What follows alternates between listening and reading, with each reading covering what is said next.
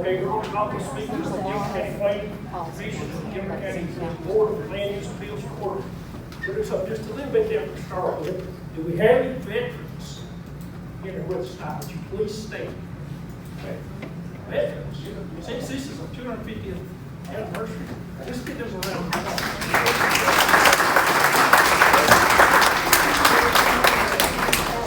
Education pledge afterwards. Do you mind come lead us in pledge allegiance to the flag after he does the invocation? You would stand and bow with me, please. Our most kindly gracious Heavenly Father, Lord, once again we thank you for the privilege of another day, Lord God. We just thank you so much for all your many, many blessings, Lord God. We ask for your guidance tonight with the business before us, Lord. We pray that you'll lead us in the way to go, Lord.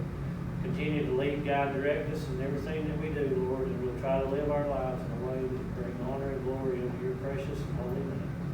In Jesus' name we pray. Amen. Amen. What's your name, sir? Derek Bracewell. I pledge allegiance to the flag of the United States of America and to the republic for which it stands, one nation, under God, indivisible, with liberty and justice for all. Thank you. We are two types of applications: the variance, which you make a final decision on, and zoning amendments, which you make a recommendation forward to the Board of Commissioners for their final decision. To conduct the public hearings in order in the course matter, we ask that you follow a few simple procedures.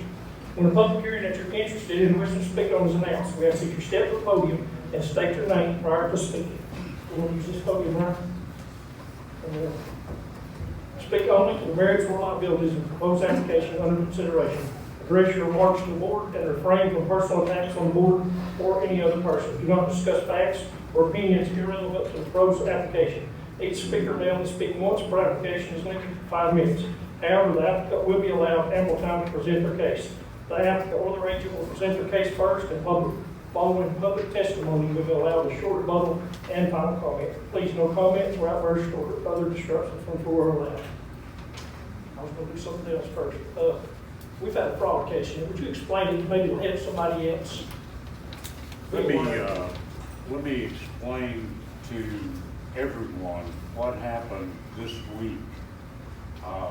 There was a scam email here with Chairman Mooney's name associated with it, asking for you to wire money to the Planning Commission, to him.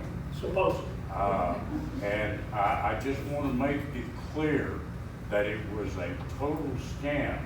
So I hope no one, we tried to put out notices to everyone, pay no attention to it. If you pay attention to the news, Gwinnett County just experienced the same thing yesterday. So we've got, unfortunately, some unsavory people out here trying to take advantage of you. And I just want to warn everyone, we do not ask for money to be wired.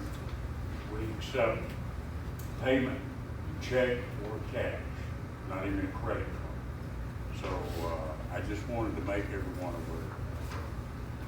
Hopefully it'll save somebody some grief. Just be aware. If you look at the minutes from last month,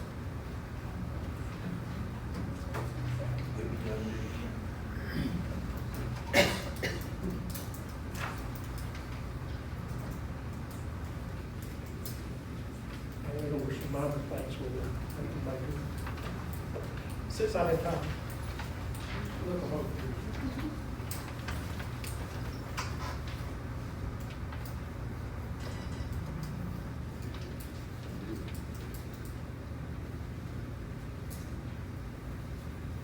Make a motion to approve as read. I'll second. Move a second to approve the minutes from last month. All in favor? Aye. All opposed? That carries.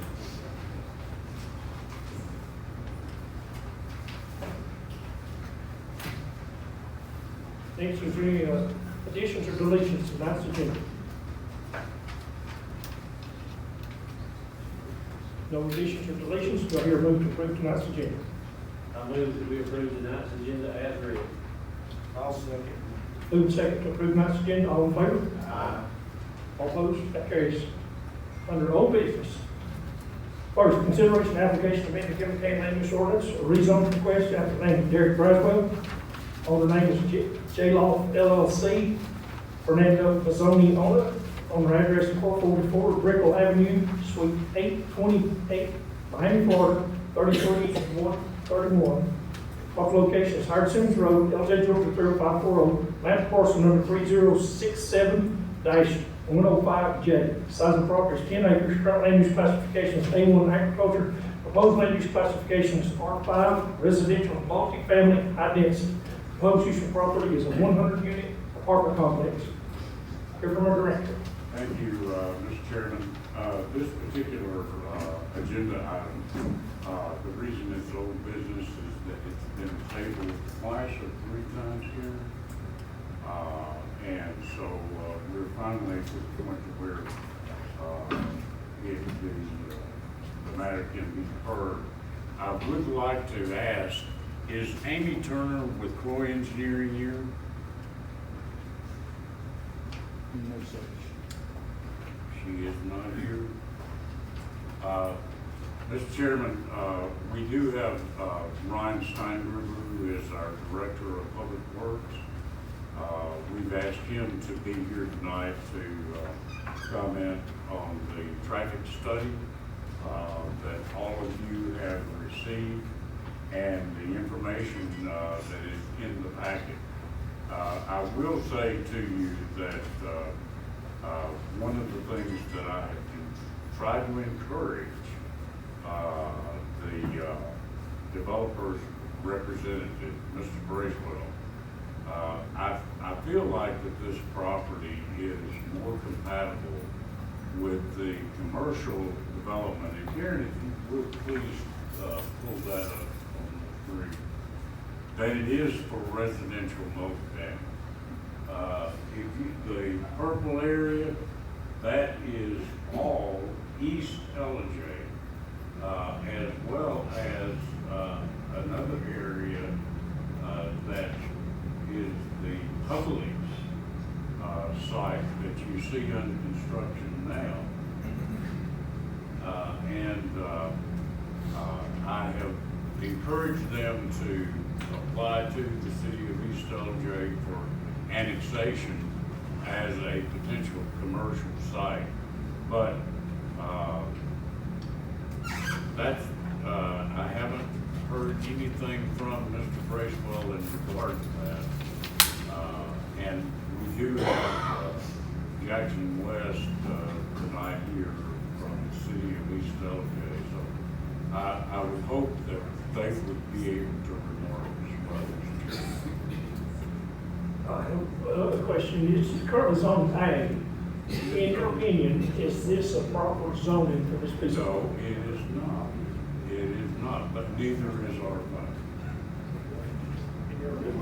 In my opinion, right. Would you go out? Can you speak here now? I think Okay. Mr. Bracewell Okay. should be Would you like to first. speak? Yes, sir.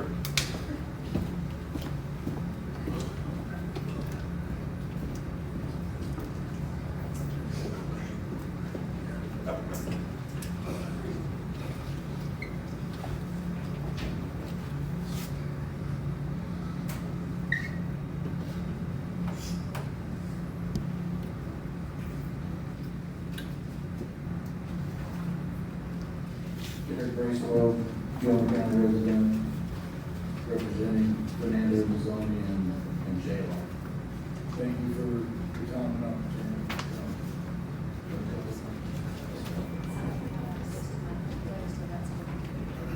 Excuse me, we can't hear from that microphone. Is there something that can be done about getting closer to the mic or elevating the volume? Thank you.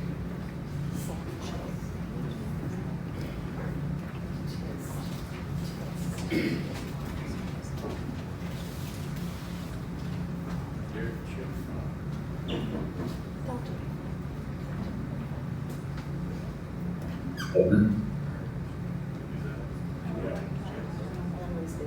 can't hear anything. Jim, you're too close to him.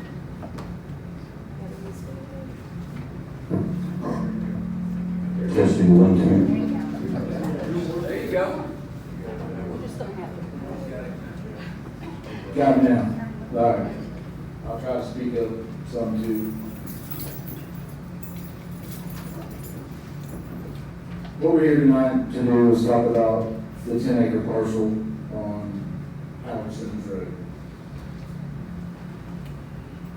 I'm normally not one for conflict, but I will have to do a direct disagree with all due respect to Mr. Jim right off the gate.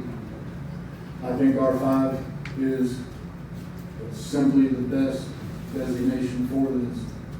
It meets a classic definition of wildland urban interface topography. If y'all went out there, you know, everything's sliding down. And part of that purple, there's purple all around it, and it's coming. If I extend that purple down a little bit more on that 10 acres, we all know what happens to commercial property. It gets clear cut, right? Commercial businesses go on there. That's been the path of least resistance this whole time. The whole process could have applied for a commercial variance and got it. But if you go by the Croy traffic study that we've had multiple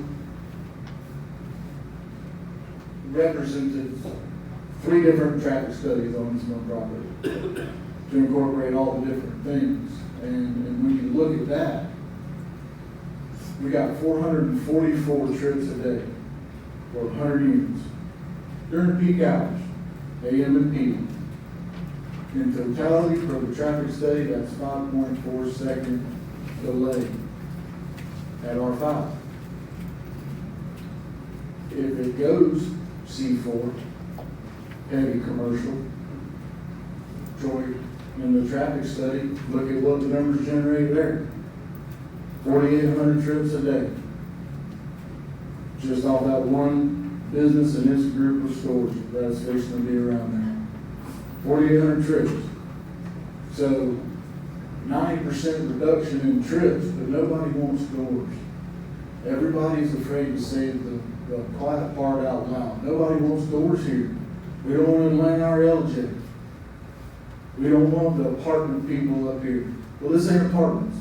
It's been mislabeled that the whole time. It's going to be condominiums for sale. Now, next question is going to be, how much are they going to be? We're shooting between 225 and 350. That's what it's going to be. So I challenge somebody to go build a house for that, or even get 1.5 acres of land and a nice double wide for the entry fees. It's not going to be for everybody, but it's going to be for some. Now, another thing we wanted to address is this. How we're going to know if it's going to be Gilbert County residents only. Well, Fair Housing Act says we can't really do that and say no, only Gilbert County citizens combined. But what we can do is offer a pre-sale of a determined amount of time. For the first 6 months, hey, you got to be a Gilbert County resident. That's one way to ensure that it's going for the locals. Second thing,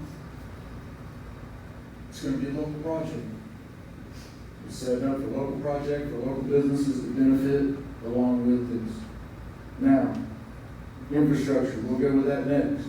Infrastructure. This is a unicorn piece of property. Less than 1% of unincorporated Gilbert County has the ability to tie in public sewer. This happens to be in that less than 1%. Now, when we're talking about capacities and numbers, we take up less than 10% of the reserve capacity for Garrett Bay. So they've got 94% of the reserve capacity headroom because we're only going to be, dumping in about 30,000 a day, give or take, and that's on the high side. It goes right along with the compatibility with the plan, the comprehensive plan, where we need this kind of development going, where we need this concentration going. And I know it's in a bad traffic area. I ain't gonna sit up here and argue with it. Howard Simmons sucks. It's bad. It's bad in the morning and it's bad in the afternoon. You know, I mean, we can't penalize the businesses for doing a good business and leaving traffic out in the road because they want some chicken. Same thing here. This isn't gonna be a full, let's pin our ears back and build 100 condominiums all at one time. It's gonna be a phased build out, infrastructure, road systems first, just like everything else. Then one unit at a time. That's how the comprehensive plan of this build out is gonna be and go towards. It meets all comprehensive plan goals, it meets our infrastructure goals. We have tried to check all the boxes of Mr. Ryan's concerns with the location and proximity to the firehouse entry and exit, a line of sight. Site plan clearly shows, you know, that's way beyond the footages of concern as far as the state. We will address any concerns from Ryan, Jim, or anybody else with that. But we have thoughtfully tried to prepare the best plan for the best use of this piece of property. Now, one final thing. People say we're losing a lot of our ag land. Well, the traffic trips that I can generate from by right properties on this 10-acre parcel is about 3,800 a day. And that's per Troy Engineering as well. Because it lays out directly for a concentrated agritourism tourist trap. If that's what LJ is going to be known for in Gilmer County, you know, if we keep it ag, the man's got to make his $450,000 investment back, and he's been taxed at a C4 rate on a piece of ag land. So in order to recoup some of that initial investment, if it does stay ag and I can't go to C4, that's almost worse than commercial. When you add up the traffic trips and then everything else coming in and out of there, 444, 3,800, or 4,800. Not that we're getting back in a corner, but when we're answering the problems of traffic, congestion, and worst case scenario, the numbers don't lie. Thank you. Your architectural renderings, is that type of facade, everything you plan on putting on this? Yes, sir. And the way it's planned out with the systems and the road, we don't want it visible. That's why we're designing underground parking on 3 of the 5 buildings. One, so we can keep all of our non-impregnable spaces down and our ratios down, but also not make everything a parking lot. Excuse me, point of order. I couldn't hear the question. I'm sorry. And so when I'm sorry. But I said point of order. But you're out of order, sir. Please. No, sir. I said point of order. Sir, have a And so seat. when I asked Have a seat, to please. hear a question, I'm sorry. I want to understand what's going on. So if you ask a question, I want to hear the Have a answer. seat. Have a seat, please. You want to make me have a seat? Sir. I have a right to speak. You can sit down, or we can escort you out of the building. That's it, intimidate the citizens. We Is want that you your to job? recognize it, sir, but we don't want you to be disrupting. I didn't hear what he said. I didn't hear what he said. I have a point of order because Robert's rules Neither of did order was we. violated. And that's how it's ruled, the meeting is based on Robert's rules of order. Were not violated, because I heard the question, and I'm sure most of you. No, we didn't hear that. We Didn't hear it, so. His mic's not working. I heard the question, okay? David, I didn't hear the question. Okay, but you know what, after the Anybody over here hear the question, question? Didn't hear it. after the question was posed, you didn't have to get ugly with the officer. He had done. No. The Don't officer take your hands and keep. tried to intimidate me. Keep your hands. No, he came over here to intimidate me to make me sit down. No. I asked a question, a simple question. John, he asked you to sit down when we're there. You decided. Because I violated my First Amendment right to walk into this meeting. Standing up. Now sit back down, please. He's allowed to speak. I am allowed to ask a question. Robert's rules of order. Robert's rules of order allows me to make a point of Your order. question has been asked, and please have a seat. Thank you. like to sit a little closer, maybe it'd help with your hearing. I mean, I have trouble hearing. If you'd like to sit a little closer, maybe it'd help with your hearing. I mean, I have trouble hearing too.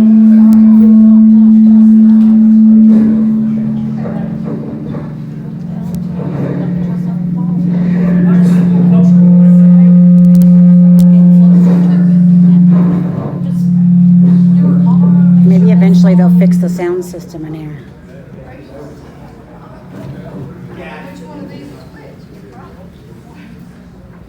Can you hear me now? Still low?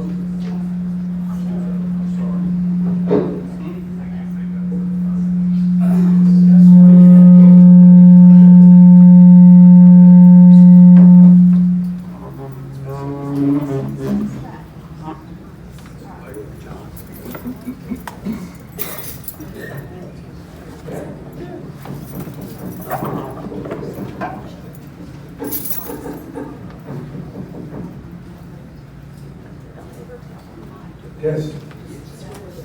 Better? My question was, does your architectural renderings contain what you plan to build there as far as facade and the look of the buildings?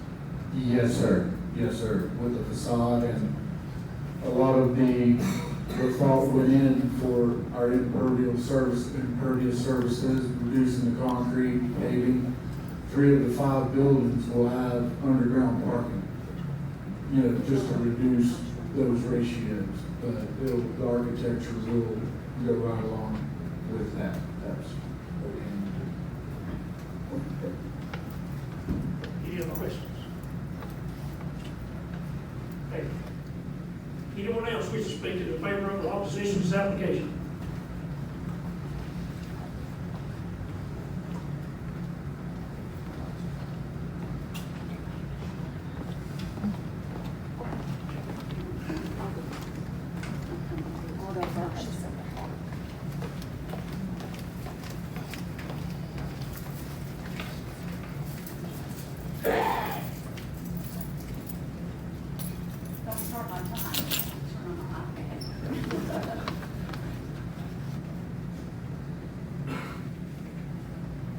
Two separate people. We're sharing 10 minutes. I'll do that once I get this. If anybody else wants to go in front of us, like it's technical difficulty taken care of. Okay, she's gonna come and then we'll be back.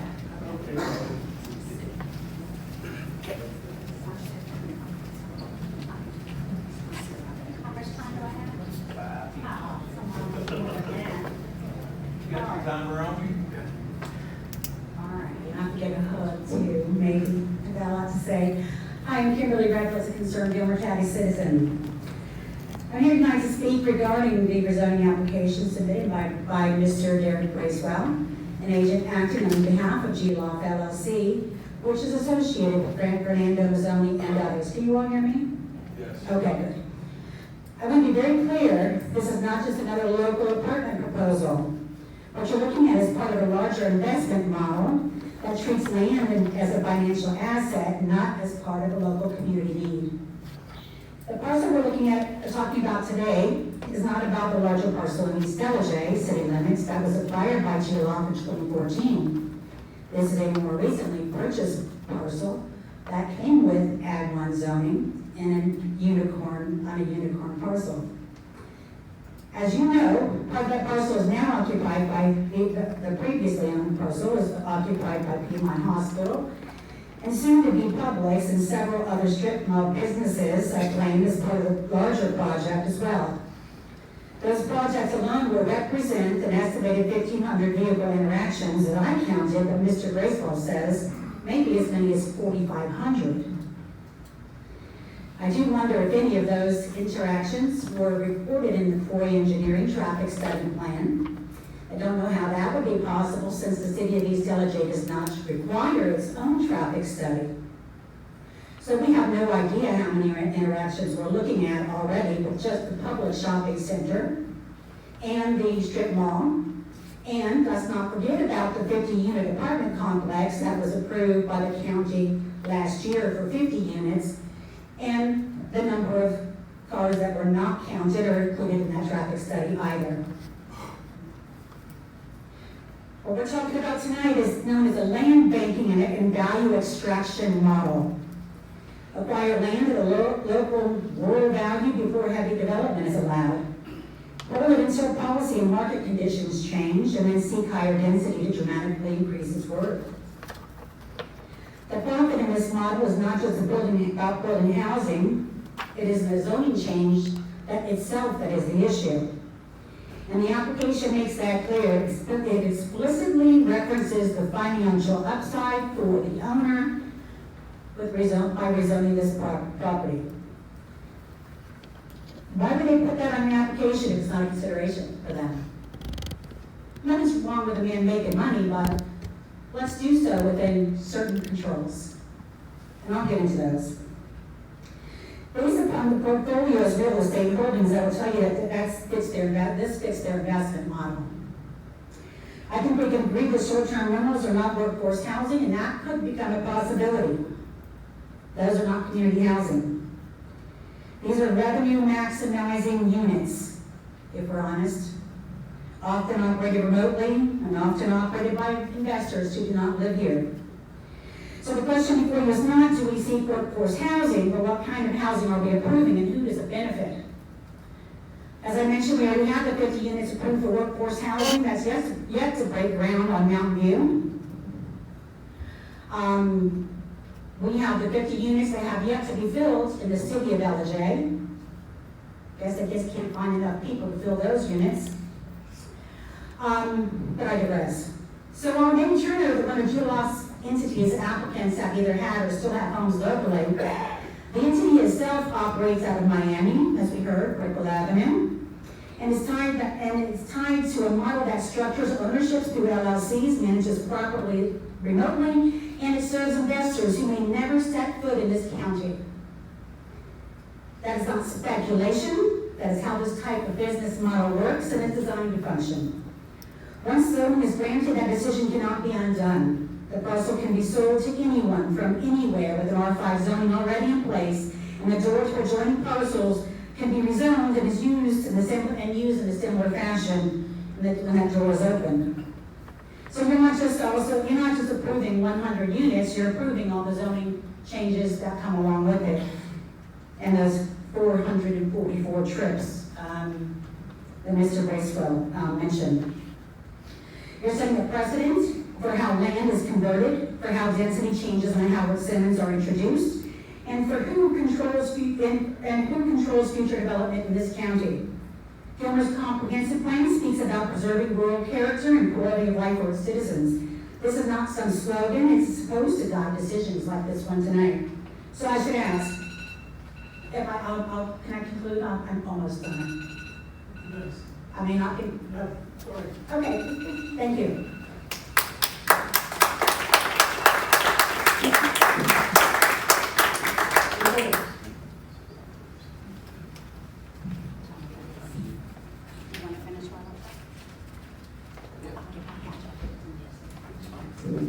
Testing, can you hear me?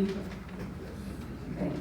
I'm sorry, it's not the best in the world. It's got a echo or something. There's a little reverb in the house. One of the things about microphones is and when you're holding it, your arm is your best volume control, bringing the microphone close to your mouth and away. 36 years of teaching music, we did that to you. Okay. I'm ready. Good evening, Commissioners. My name is Barbara Dover. I own property here in LJ. I was born and raised here in a proud 7th generation Gilmer County. Because of time limits, my sister Lynn Dover Lawson and I are going to combine our comments tonight. So it will be 10 minutes total instead of 5. Thank you for the opportunity to speak in opposition to this project. Opposition is based on several issues. First of all, there is a serious failure of the applicant to provide a legal burden of proof in the application's rezoning criteria. Those are the 8 criteria that the county requires the applicant to fill out. You've read the application, you can see that. Public safety concerns about law enforcement, fire and emergency management, additional strain on schools, infrastructure, and environment has not been addressed at all. Not in the application process. Rezoning this parcel invalidates the 2025-2029 comprehensive plan for Gilmer County and the cities of LJ and East LJ, as well as Georgia Code 41-1-7, the Right to Farm Act. And since the site plan, very important, this is a visual representation for the development, there are many problems with that site plan, especially concerning the number of units in the site plan. Now, if you look over the application, criteria by criteria, required again by the county. When I did, I was just appalled at what I saw. I'm going to try to prove my point by isolating some of these criteria and refute the answers that Mr. Bracewell gave in the application. First of all, criteria 2, property value. The answers provided are irrelevant.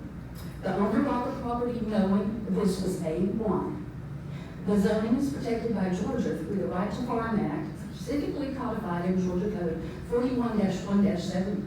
It states, this is a policy of the state and the community to conserve, protect, and encourage the development and improvement of farm and forest land for the production of food, fiber, and other products, and also for its natural and environmental value. This code is emblematic of what Gilmer County has stated, that it values and wants to preserve its rural quality of life, its heritage, and its history. Criterion 3, suitability. This 10-acre parcel is not suitable for high-density housing due to its topography and the slope. No matter how many trees are preserved, when it rains, gravity is going to go downhill. Adjacent properties would be adversely affected. Mr. Simmons, and there are streams along the town as far as stormwater runoff and things like that. Some people have agriculture as far as livestock that feed in those streams. Stormwater runoff is not delectable for cows. Another important adjacent property is Fire Station 1. It's imperative that ready access be provided to enter and exit the facility for emergencies. Public safety is our first, it's our priority. The first responders and our citizens is really important. The location with all of the affected traffic impact is going to affect their ability to respond to emergencies. Very simple. There's nothing mentioned in the application about the strain on law enforcement or schools. I inquired with the education department, found that the applicant had not made any formal communication with the educational system regarding the impact that 100 more families would give to the school, or 120, depending on which site plan you have. The taxes that the county would receive from the development would be less than what would be needed for services for the residents of 100 units. As a result, everybody's property tax will go up. And finally, the proposed development is named Luxwood, and this is for luxury units. Luxury housing does not qualify for affordable workforce housing, and that, of course, is in the comprehensive plan as what we are in need of. Not someone buying a condominium. By the way, the application said they were apartments or condominiums. Okay. If you look at the original application for criterion 6, the report for this states, and also the application, it's just a word salad. It mentions names of streets, utilities, and the statement that the traffic study is being conducted as we speak. The traffic study was not produced until months after the applicant's initial hearing had been scheduled. This original traffic study, finally produced several days before the scheduled April 16th hearing, was insufficient and required an update as well as a report from GDOT. And my last open records request, there was still no report from GDOT. Burdens on roads, traffic flow, other infrastructure, environment, fire, emergency services, law enforcement, schools, other landowners, property taxes are all going to be negative results of this development. The applicant in criterion 6 should have mentioned the many problems and given solutions. He did not. I've given some problems, and the only solution would be to deny this rezoning request.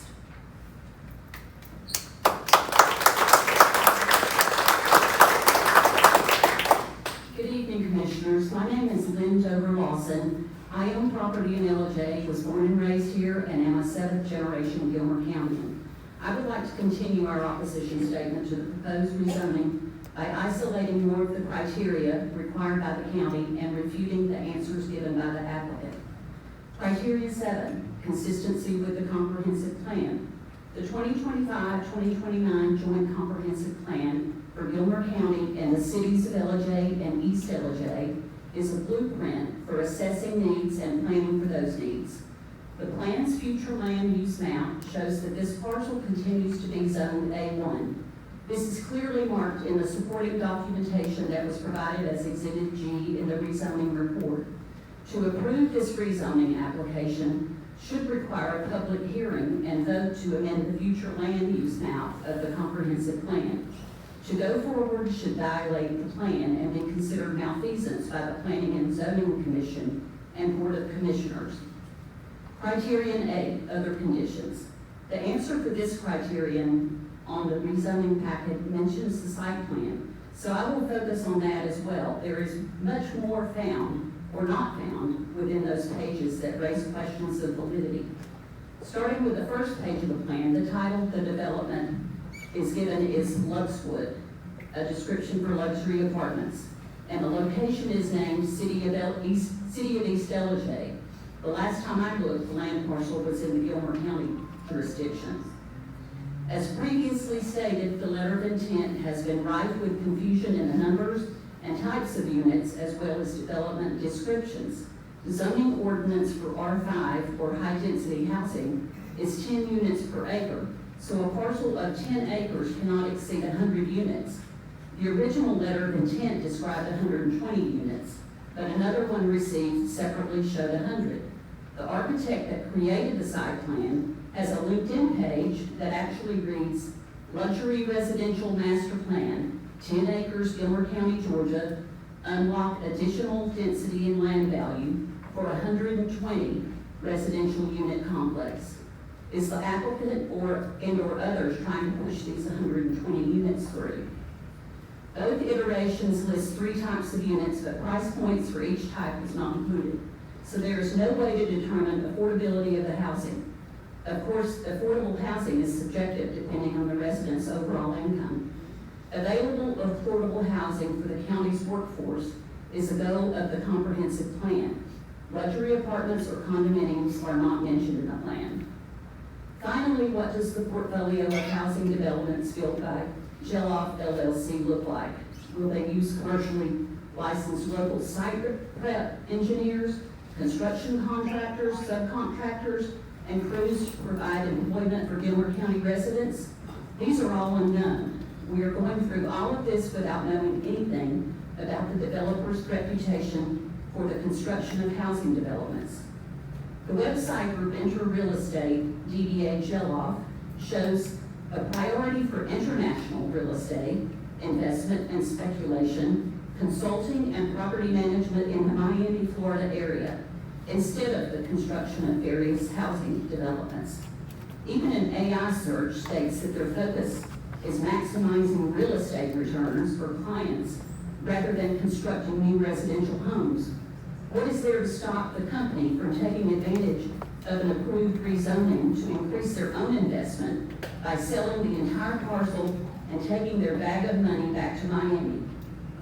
In conclusion, rezoning applications similar to this application have resulted in denials across Georgia, including several cases involving burden of proof, density, traffic, and comprehensive plan conflicts.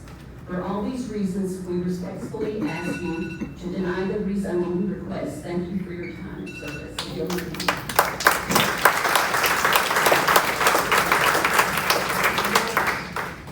Anyone else wishing to say?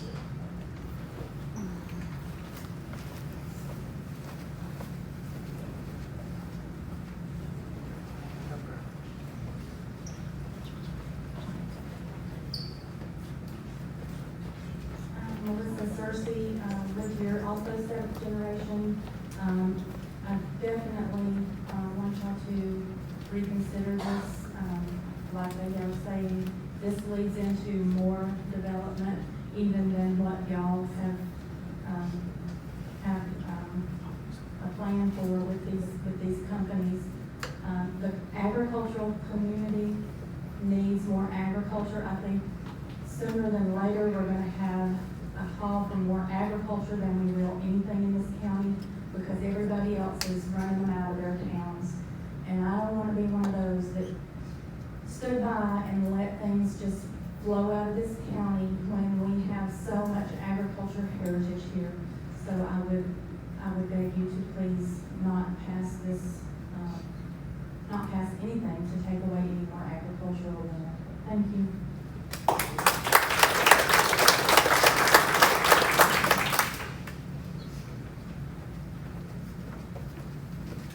Mr. Chair, ladies and gentlemen of the commission, staff, my name is Tom Wally, resident of Talking Rock on the Gilmer side, I would probably say. My issue with this is, and Mr. Smith actually kind of touched on it, it's completely surrounded by East LJ commercial. So that is a host of, not necessarily problems, but just logistics. Number one, you've got law enforcement. They're gonna have to come from, they're not gonna be patrolling during that commercial area that's on either side of 515, but they're gonna have to respond to calls for service from other parts of the county to get in there, unless of course we have mutual aid if it's a severe emergency, East LJ will probably respond. But I'm gonna keep it short and sweet, because I know there's probably a lot of people who wanna talk, but Mr. Smith, on the other side of this, is probably more intimate with this than anybody else. I like his idea. Oh, by the way, the applicant also used the word urban in his presentation. I don't know about y'all, but boy, that sure raises, I got German Shepherd ears when I heard that. And mentioned comprehensive plan. Now, I was on that committee, so I know a little bit about that, but we'll talk about that later. But Mr. Smith also made a recommendation, and I like his recommendation on this. I would strongly suggest y'all at least take a look at that. Is that he gets with East LJ. That is more applicable to be commercial property. Everything's commercial around it, okay? So, again, logistics with law enforcement, not necessarily fire, because you got fire right there. Traffic, it's already a nightmare over there anyway. I don't know if 120 homes are gonna add to that. It could. We had that issue with the Williams property out there, that four-way stop. That was a big issue when they were trying to build 120 units out there. And it just didn't work with East LJ either. The city said they didn't want to have anything to do with it. You do have representatives here from the city of East LJ, and I would strongly recommend that the applicant, just pull the plug on this, get with them, get annexation, and it may possibly go commercial. And Mr. Smith is right on cue with what his recommendations are, so please listen to him. Thank you.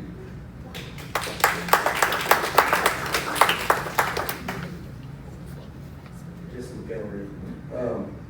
Something that I want to open. Please state your name. Jesse McEllery. Sorry, you're good. Something I wanted to make aware in the county is, thank God I have a roof over my head, but there's kids in the school that's parents don't make enough to live here, and they don't have a roof over their head. They live the same close to school, and it's sad when you think about it. And but if y'all don't approve it here, I would love for y'all, you find somewhere else to do it. But because we need affordable housing in Gilmer County, I don't get why it's such a sin to say that here in this county. It's a sin that everybody just bashes it. What I've seen on Facebook is you can't believe everything, because Facebook posts say that you had a road survey, and you just said that Ryan took one, and so that's a lie. But also, these apartments, 8 a.m. in the afternoon, there's not going to be really that big of an impact on traffic, I think. Now, that's just my opinion. Now, y'all can disagree with whatever, but in the morning and afternoon, that's what I think. So during the day, it's really not going to be that bad. I mean, you have a Publix right there that we let do that, and that's going to be an all-day thing. But if you don't approve it here, hopefully you will find somewhere else in Gilmer County. Thank you.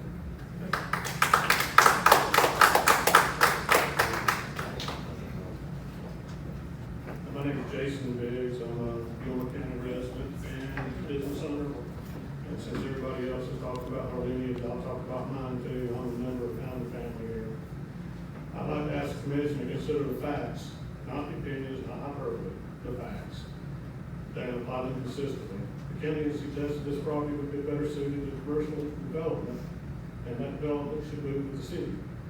However, the traffic study before you indicates the proposed apartment complex is expected to generate less traffic than many of the commercial uses that can be built under the commercial zone. If traffic is truly a concern, then evidence suggests this proposal may actually have a smaller traffic impact than the alternative being encouraged. We should base decisions on objective studies rather than assumptions.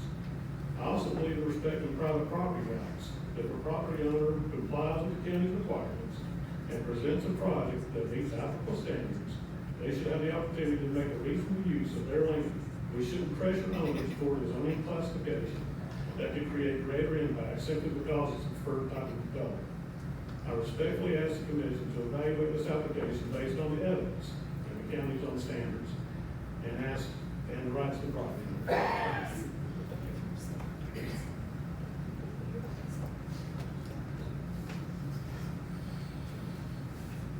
Hello, my name is Mark Simmons, and I come tonight to 100% stand against the apartments. But after hearing some of the things that was said, especially by Mr. Smith here, the last thing that I would like to see that turn into is commercial property. It's 10 acres. Let's get 10 more Chick-fil-A's and stick in there, because if they turn it commercial, that's what could happen. That's my biggest fear.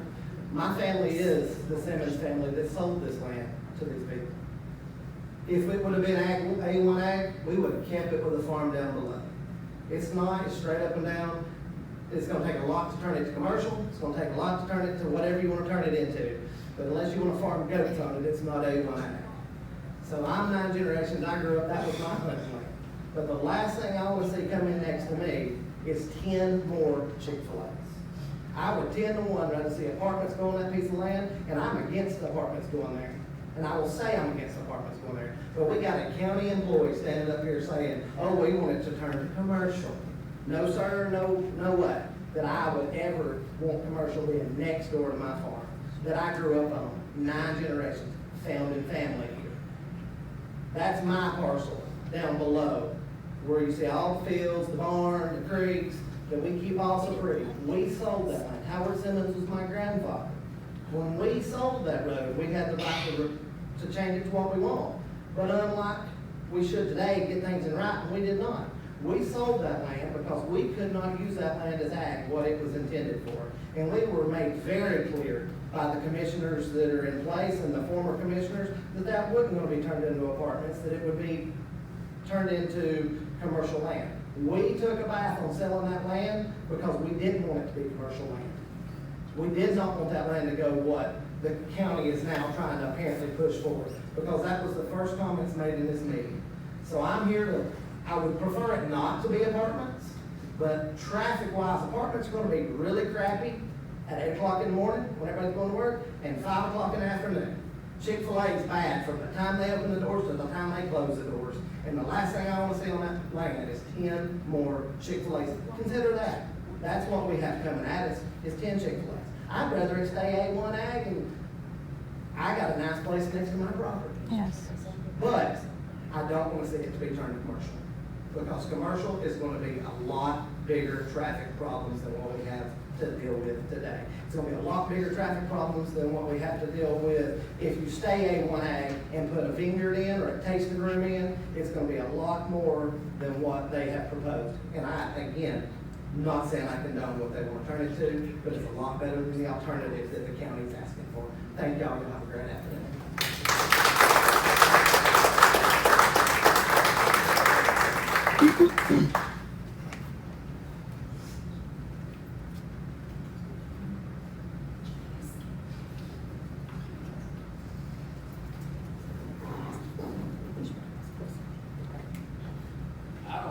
My name is John Allgaier, Gilmore County resident. I don't need this microphone because I can't hear anything that's coming out of it. I don't understand what these people are saying. I did hear somebody say something about 10 more Chick-fil-A's, and how can anybody speak against God's chicken?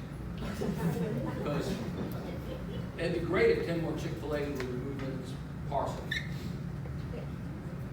Anyhow, Ms. Reckless's time was cut off, and I agreed to speak on her behalf. I'm going to have to read off her notes, because I wasn't prepared for this. But we're setting a precedent on how land is converted, how density on Howard Simmons introduced, and who controls the future of this county. Those are her words. I'll tell you how it's controlled. It's controlled by your votes. It's great to see so many people here tonight. It's very unusual, isn't it, to see, my gosh, there's more than 10 people here tonight. But the reason why they're here is because 8 years ago, you didn't vote the right way. You voted. This is what you deserve. You earned this. You earned this. You didn't vote for the right people to be sitting up here who are appointed. These are not elected officials. You voted for the commissioners to appoint these people to sit in these seats. And that's why we're here tonight.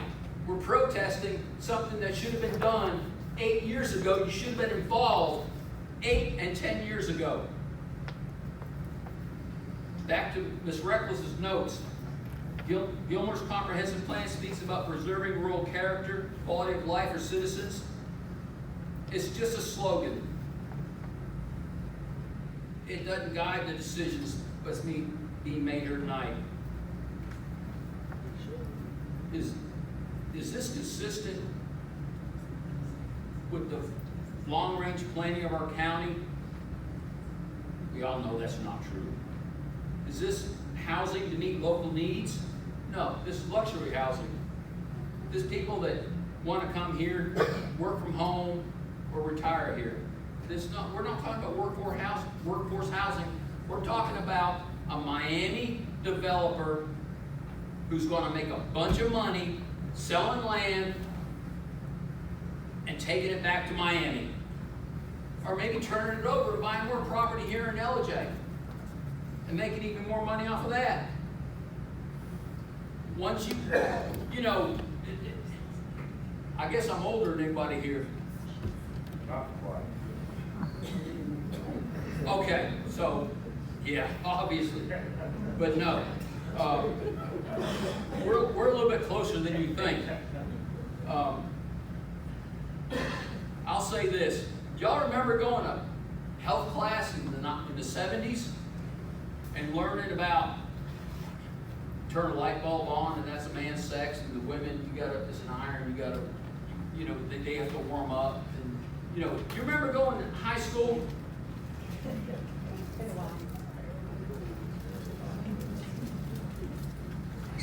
Hell, I lost my train of thought. It doesn't matter, because you know what? When you come up here and you speak, it doesn't matter what you say, because it's not transcribed into the county record. Y'all know that. So if you ask for a transcription of this meeting, it'll say John Allgaier came up and spoke. But it doesn't matter what I said. God, I wish I could get my train of thought back. I do too. Because, yeah, I know, Jim. Well, we do transcribe, and that lady sitting right there No. is taking minutes that is approved by this board, and you're welcome to. You know what, Jim? I didn't yield any of my time.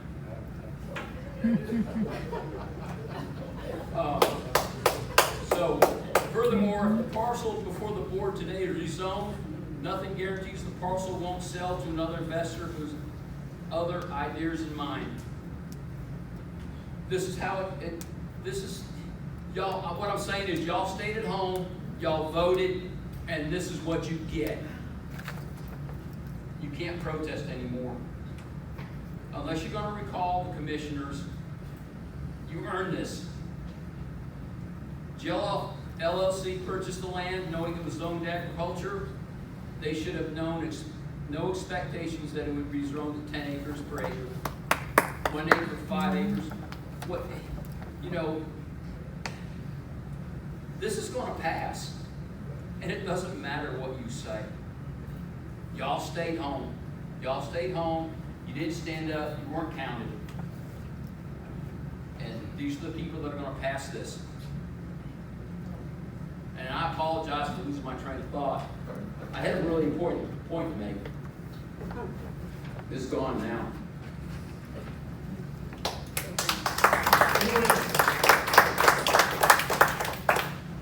Go James, go. You can speak. I'll just wait for everybody else. I think there's one lady coming. All right. Yeah.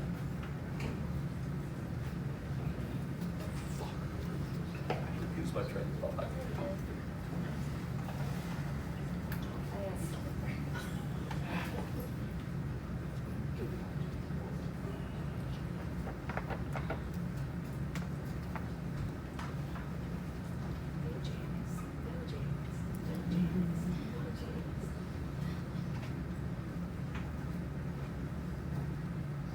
Good evening. My name is Janice Dover Watson. I was born and raised in Gilmer County and graduated with Gilmer High School, class of 1973. My property is located at 608A Old Highway 5 South, just down the hill from the proposed apartment or condominium development on Howard Simmons Road. Other than it being a legal requirement, I honestly don't know why we are here for this public hearing, given the amount of red flags attached to this application for zoning change from A1 to R5. The zoning for R5 stipulates a maximum of 10 units per acre, and as the property area is 10 acres, the legal maximum number of units should be 100. However, the initial letter of intent from the property owner and site plan listed 5 buildings with 24 units each, for a total of 120 units. This plan was clearly illegal, a violation of the zoning code.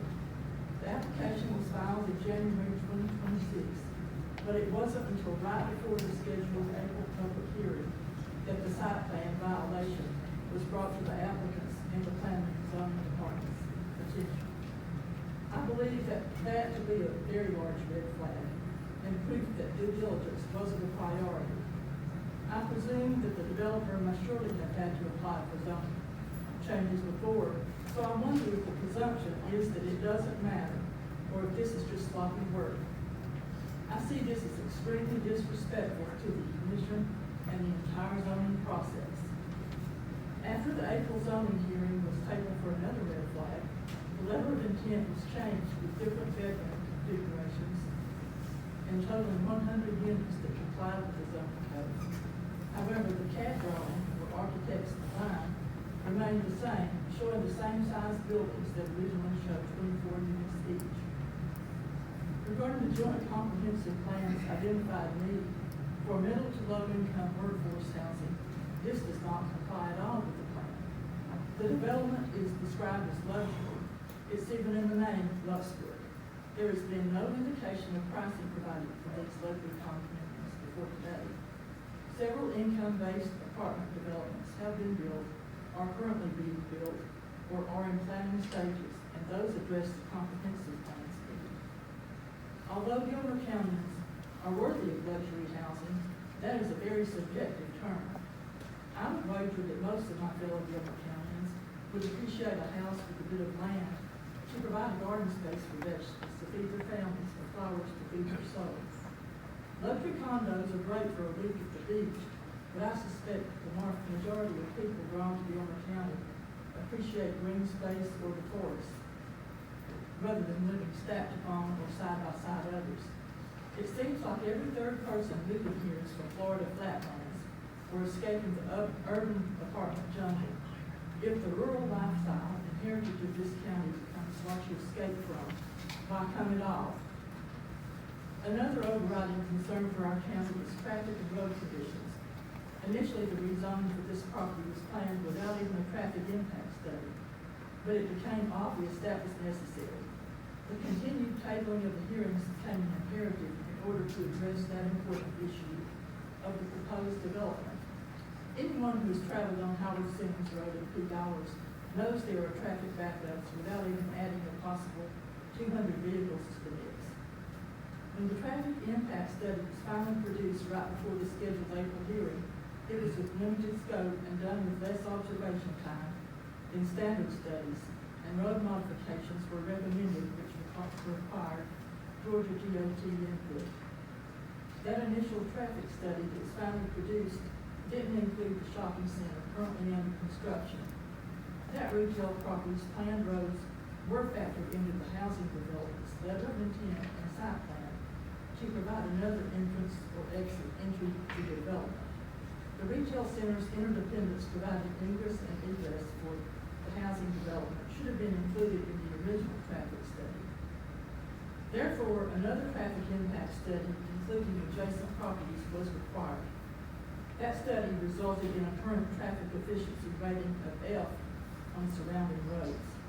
If the efficiency rating is now the worst rating possible, there would have to be major road modifications with the building of 100 housing units. Will the developer be responsible for implementing and financing modifications, or will the Gilmer County property owners have to foot the bill with their tax dollars? Thanks so much for letting me voice my concerns in opposition.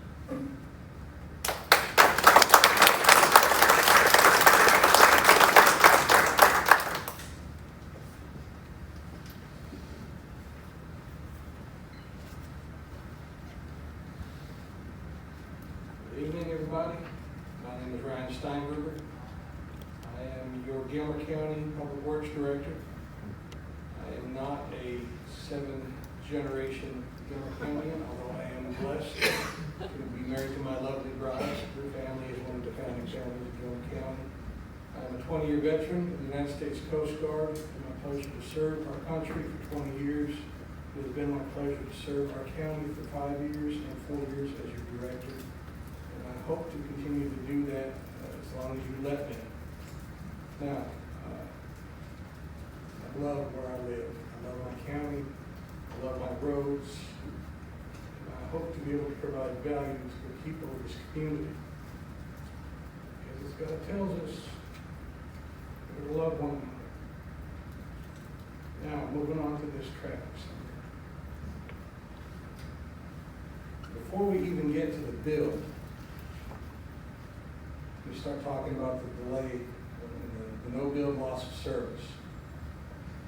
We reach E and F levels, and that is, and they can, as Amy Turner built this out in 2029, and that thing will be fully built out. We reach F, which is the, as a nice lady said, is the worst we could get.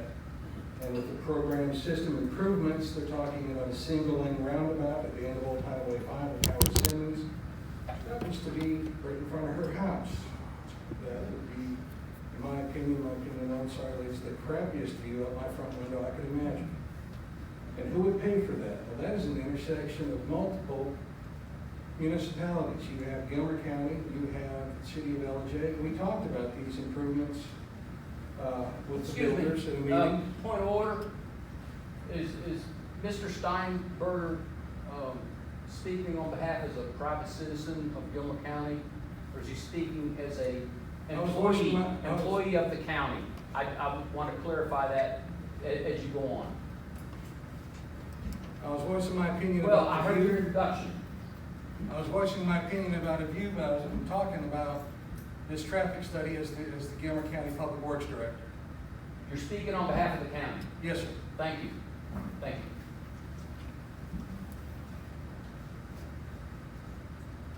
you. And in a meeting that we had with Jim and Karen and Jackson West and with the developers about the initial traffic study, we had a discussion about the recommendations for site improvements. And the feeling I got, Jim, you can back me up on this, and Karen and Jackson, that there was hesitation on who was going to be responsible to fund these site improvements, to improve traffic flow. Because the Jollof LLC folks feel that they should be responsible for the traffic that's being impacted by the build of Publix and the strip mall. And I can see where they're coming from on that. But they're only gonna add to that traffic. So, it is my opinion that if you don't wanna help with the problem, you are the problem. So it is my recommendation, as the Public Works Director, that you deny their application for rezoning from A1 to R5.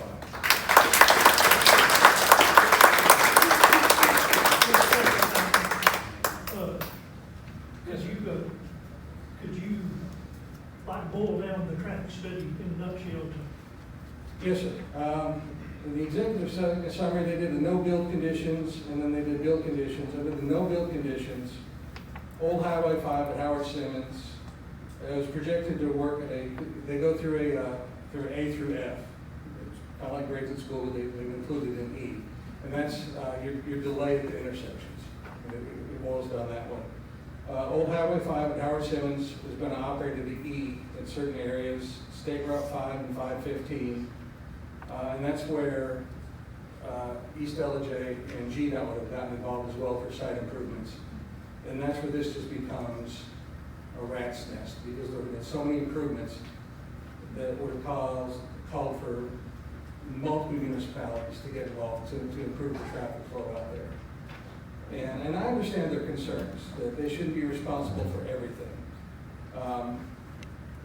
But you've got to help out on some of this stuff, because if you're going to make money, you've got to, we all got to live here, but he lives in Miami. So if you're not willing to help, then no. So is your opinion is that if this is approved, that it will cost Gilbert County money out of our pockets? Absolutely, 100%. And the recommendations they made, Miss Amy Turner made, was a second driveway going down to Progress Road. I haven't seen any paperwork on that. I haven't seen any communications on that.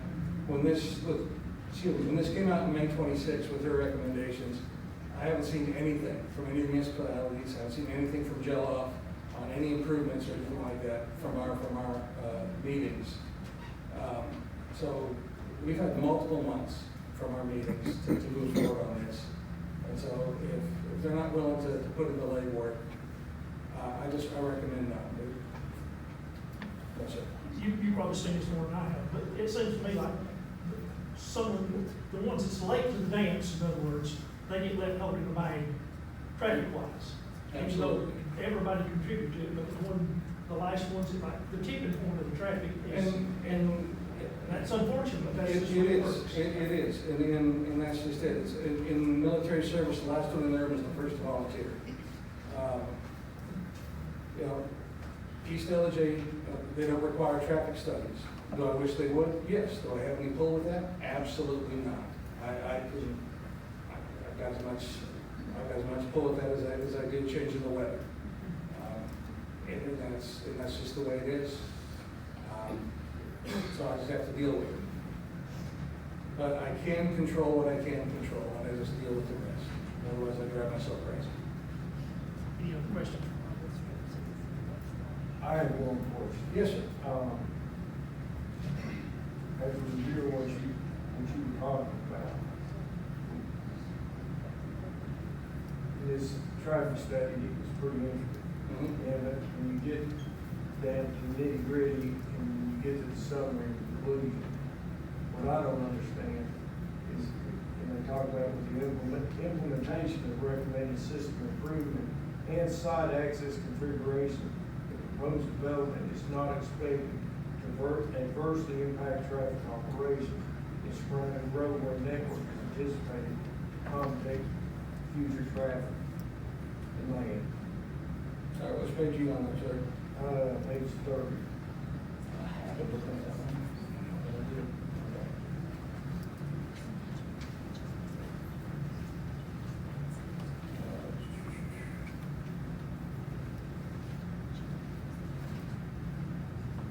Are you talking on the no bill? On the summary conclusion. Page 30 is what it shows.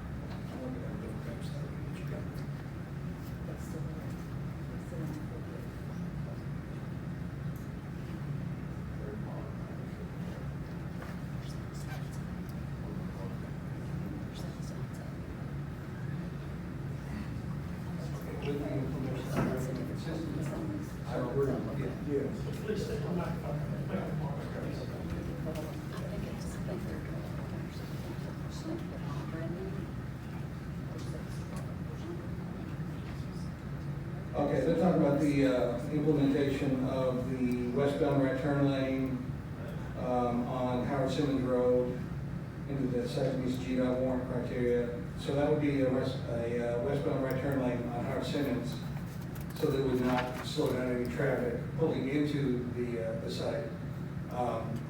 So that would allow Fire Station 1 to have access in and out, so that wouldn't impede the traffic that way, is what they're talking about on that particular plan.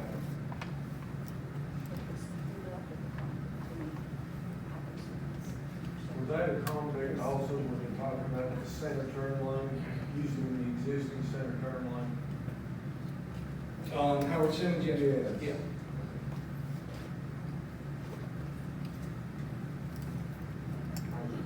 Thank you. Anyone else? Can I ask a question that he could possibly answer? No, you can ask them privately. Can I ask y'all a question then? No, you spoke. I didn't finish my time. Huh?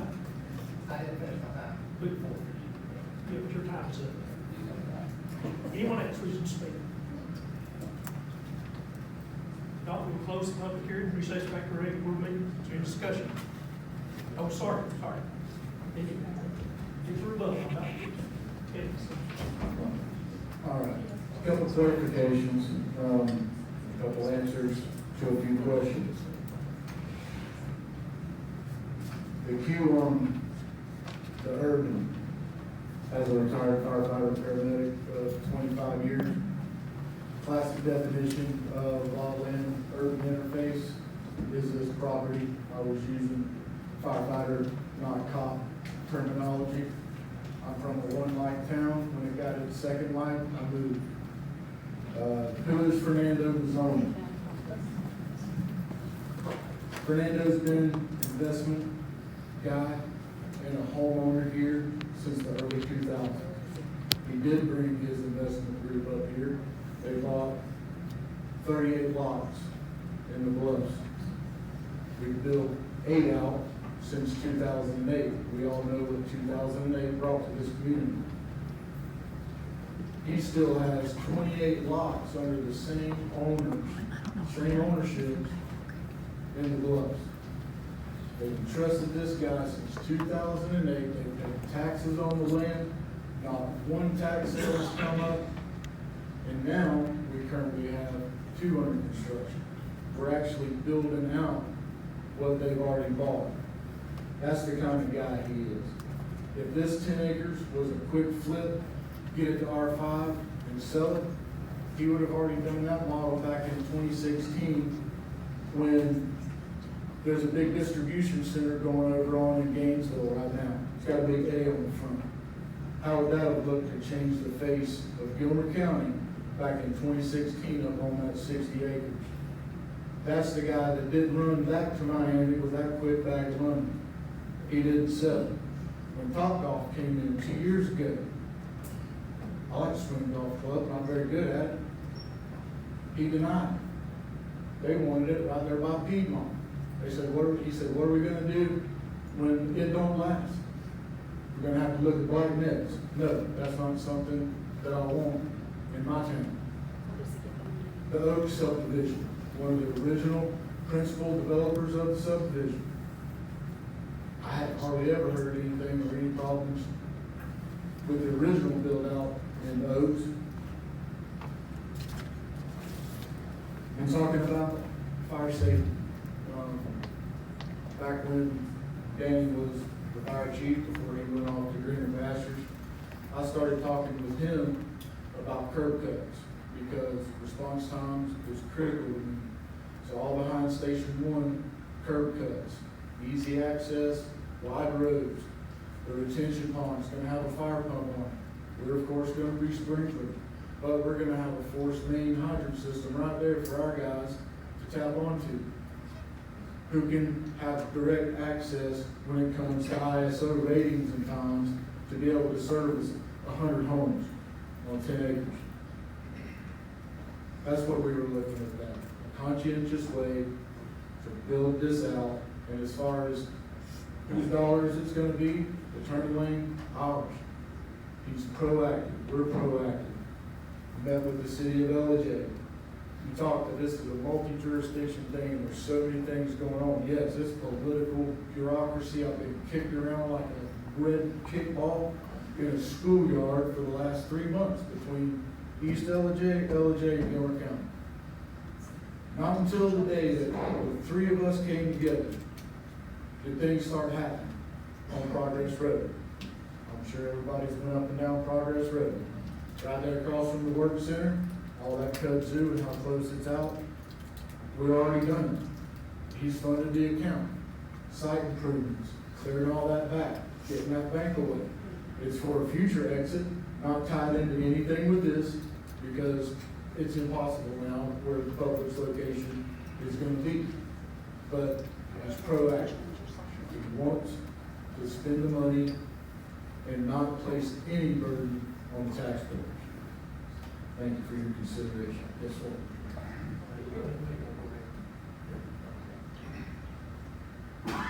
So you're saying that, that you would cover, cost of the westbound right turn lane? Absolutely, that's expected and already accounted for.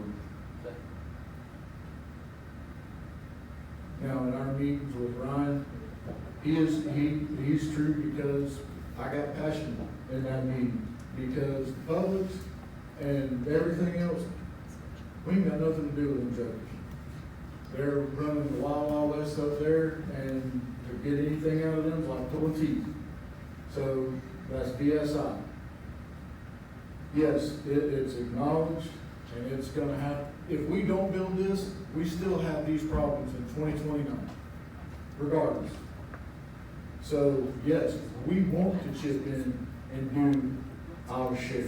Yeah, and our share is any of our turn lanes going in and out of there, 100% on us, without question. But when we start talking about any other, roundabouts, we're doing 100% off the Progress Road entrance, 100% out of pocket on that. Paving that road from Progress all the way back up to West Highlands, right there at Piedmont. That's over $1 million project out of pocket that the city of East LJ is gonna take, because it's gonna be up to code. So spending the money and who's gonna pay for it isn't the question. It's essentially being able to sit down and say, hey, okay, yeah, we got this going in. This is the best, these 444 trips, how can we plan for this and what needs to happen to accommodate that? Because that's a whole lot less than any other alternative that we can think of. So when it comes to doing that roundabout down there by Mark's Place, we know we're gonna have to pay out the pot for that on both sides of the road, all three sides of the road. But I can't stand up here and consciously commit 100% of that funding from my investor. Not when Publix is right there. You see what I'm saying? So as long as Peter's helping Peter to pay Paul and splitting the bill, yeah, absolutely. We'll pull the wagon, make it to where it isn't any public funding. We just have to know the direction and be able to get people together. Communication seems to be the key that delays a lot of things, in talking about the multi-jurisdiction locations and projects that are going on.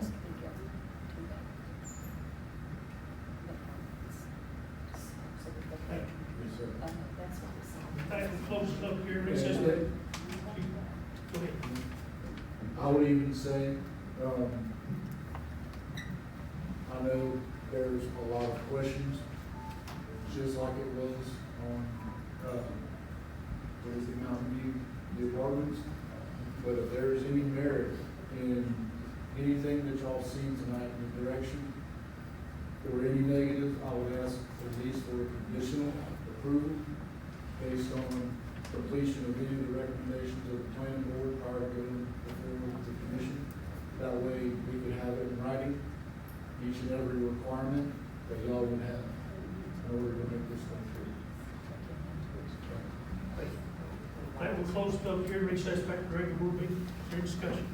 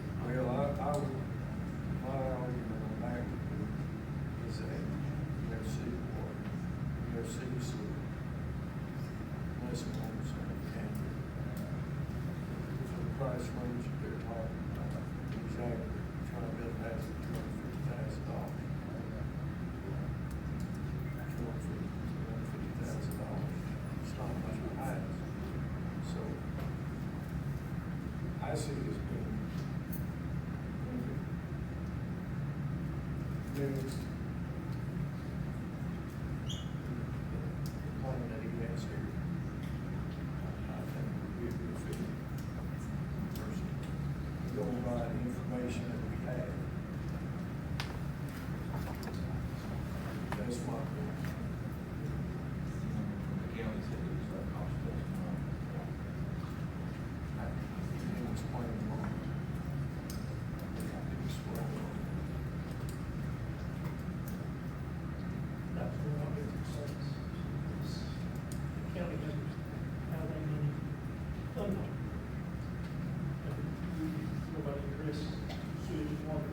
It's just-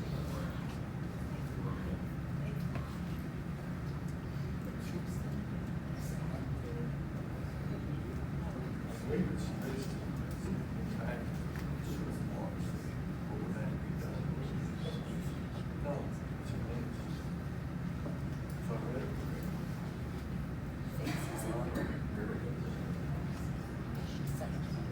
What would have to be in here, but what the fees would be, what they know that they have to pay. Impact fees for here was about $1.5 million.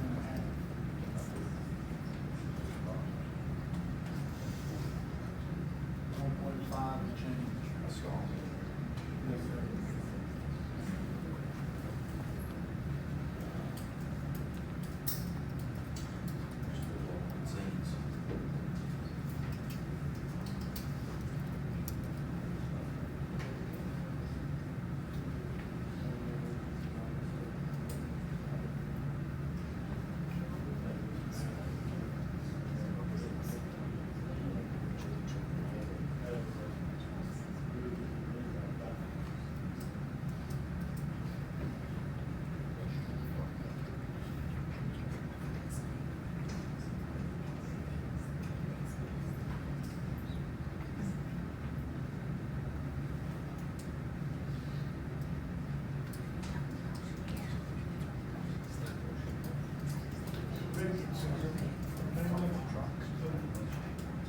I'll make a motion to deny for the to be unseen. Moving second to deny this application. All in favor of denial? Aye. All opposed? Aye. That is denied.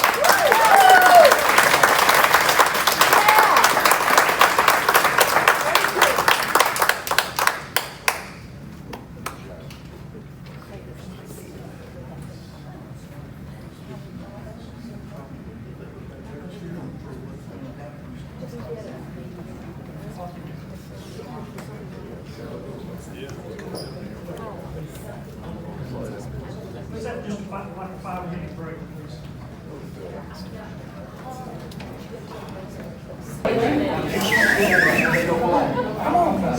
Come outside, John. Big John. Come outside, Big John. Talk right. You are sorry. Come on. Hey, come on. You can talk. You can talk. Please. Talk. Talk separate. Talk. Ain't nobody talking, hey. What would have happened? What would have happened outside? Just invite him outside. We got enough going on without. Okay, let's hold the meeting back to order. You're late.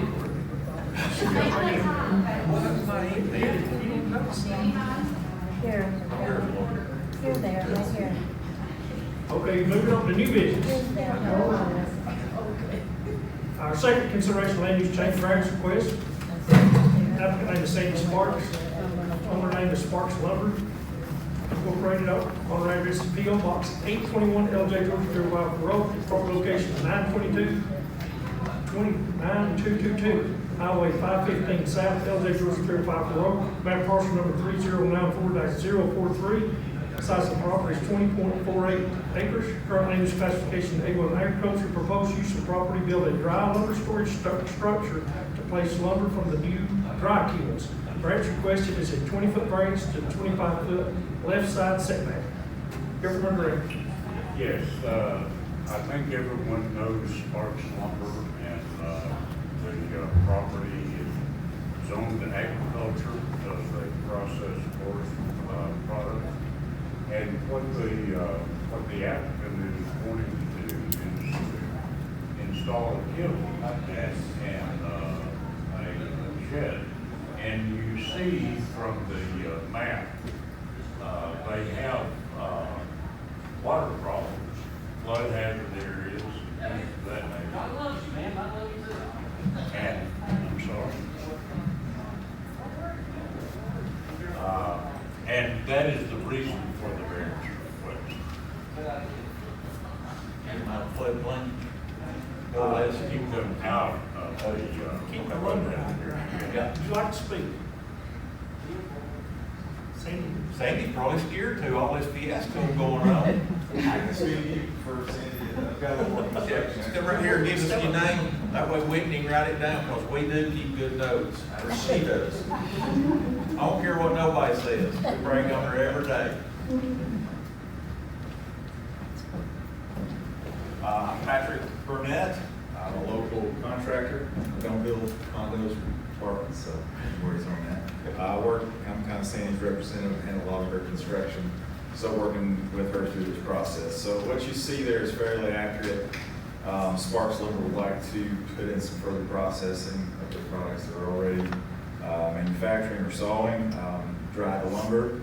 There's a lot of aspects involved. Positioning is one of it, because we've got one dry kiln with the potential of 2 that Sandy would like to eventually do. And then as part of the product that's made there, in between the time that it's dried and shipped, we would like to put a storage shed in this location. So as you can see, we've got some issues with topography. It is a big piece of land, but the area that you see, and I don't have a point or anything, but the area that's referenced in the application, we're kind of limited with the railroad, some of the creek setbacks, and various things, and an access road that we've got to be able to get trucks back to the area to load and haul away drive lumber. So we need to ideally push. We may have to push that far up to within 5 feet of the property line. We've got a few issues still to work through, Gilmer County Fire Department, various things like that with regards to the building and some of the codes. But the application was made because we feel like we do need to encroach on that line with the lumber storage shed particularly. Kilns should be back off far enough. If you have any other questions related to it, I'll be happy to answer. Your variance request will not impact That's correct. Say that again, Jim. I didn't hear you. Say that again. I didn't hear you, Jim. I'm sorry. I'm sorry. I asked him if his variance request would impact any adjoining property. That was my question too. In my opinion, no. There's a railroad, unused railroad right of way directly behind us. That's the property line we would ask to encroach upon. We sit below as far as elevation, those surrounding areas. The rest of the property is all belongs to Sparks Lumber. I know they don't use a railroad, are they giving you static? No, we're actually, we're trying to figure out the appropriate contact with the railroad because we've made a cut back. I don't know if you visited the site. We would like to find a representative of the railroad to work with potential of some of the trees that are still on that right of way causing problems to our kiln. So we would very much like to figure out the right person to contact with the railroad. If anybody has a recommendation for that, for us, we're all ears. I sent a letter certified, I'll look and see if it got the return receipt on. Yeah, there's a lot of confusion because it's pretty much a dead track through there with the work that's been done, and there hasn't been any traffic on that. But as you know, the railroad is one of the longest The standing. gas company has drilled. That's correct. It took us approximately 1 year to work with the railroad to get a bore for the appropriate size natural gas line. That's been made and run down to the side. We've just been able, through our land disturbance permit, get a better feel for the space that we have. And then at that point, after some grading occurred, we realized it would be prudent to ask for the variance to help with our road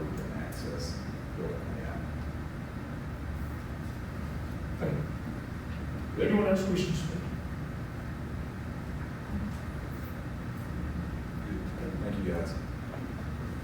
No one else? We'll close the public hearing, recess back to regular board meeting. Any discussion?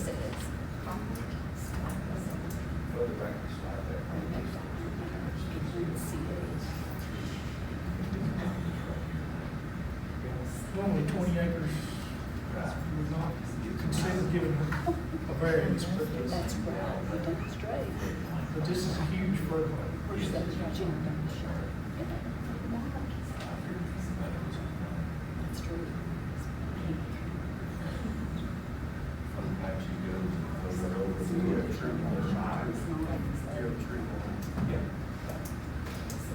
Very moved. I'll make a motion we approve. Second. Moving second to approve this application, all in favor? Aye. All opposed? Carries.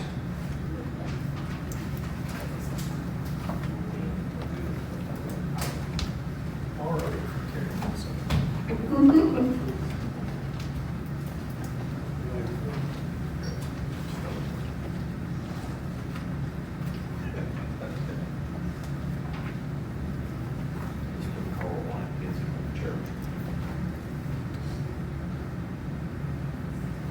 Patrick, do you have your phone? I do. I sent something that Whitney found for you. Okay, excellent. Thank you very much. Our third consideration of application amended Gilbert County Land Use Ordinance. A rezoning request, applicant name is Cynthia Day, owner name is the same, owner address is 123 Dealback Road, LJ Georgia 30536. Property location is White Springs Road, LJ Georgia 305.